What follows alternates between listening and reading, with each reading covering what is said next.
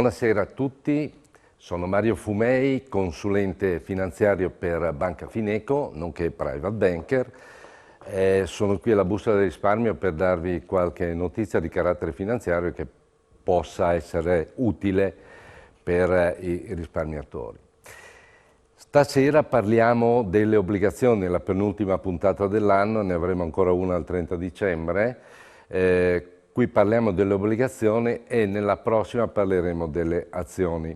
Cosa è successo nelle obbligazioni nel 2022? Beh, un po' è noto, però volevo anche farvi vedere esattamente quelli che sono state le variabili delle obbligazioni che hanno avuto un comportamento direi quasi disastroso nel 2022 per effetto del rialzo dei tassi di interesse dovuto all'inflazione.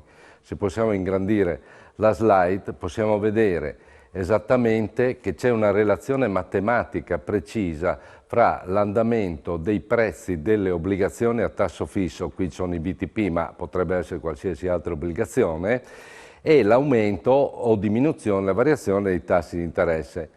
Come vedete, ad esempio, qui uno shock ai tassi di interesse di 2 punti, quindi rialzo di 2 punti, causa un BTP a 10 anni una perdita di 17,3 punti.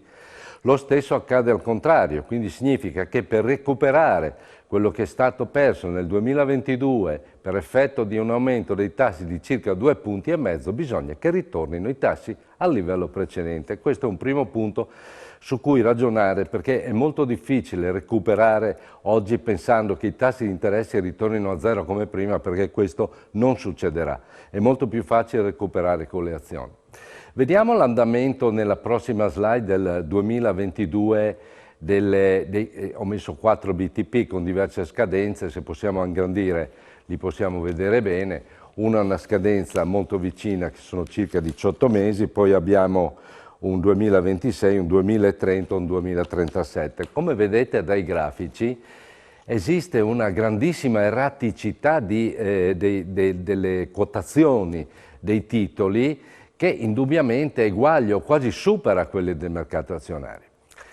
Il punto su cui ragionare è evidente rispetto a quello che ho detto prima è anche il fatto che i portafogli dei risparmiatori con carattere prudente o cauto si sono rivolti a questo tipo di asset class, cioè alle obbligazioni a medio termine, magari non a lungo, però come vedete anche il medio termine ha perso l'11% e evidentemente c'era un'aspettativa di conservazione del capitale, no? È vero che le obbligazioni a 100 rimborsano a scadenza, però è anche vero che mi ritrovo in un periodo di liquidità dove non posso vendere perché evidentemente i prezzi sono sotto quelli a cui io ho acquistato.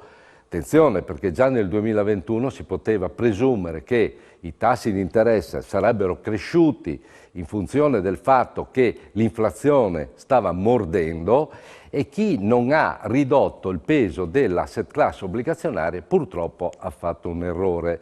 Col senno di poi lo so che è pieno, no, non facciamo i miracoli mai, però questa cosa si poteva sapere. La cosa interessante su cui ragionare è proprio questa, cioè il risparmiatore prudente o cauto comprava obbligazioni e si trovava in una situazione di questo, e si trova in una situazione di questo tipo anche a causa della normativa MiFID che ammette che i profili cauti e prudenti possono comprare obbligazioni. Quindi io spero che questa normativa venga cambiata in un senso diverso perché anche le obbligazioni possono perdere. Io ho finito. Vi auguro anche buone feste, visto che siamo al vigilia di Natale, arrivederci e buona serata.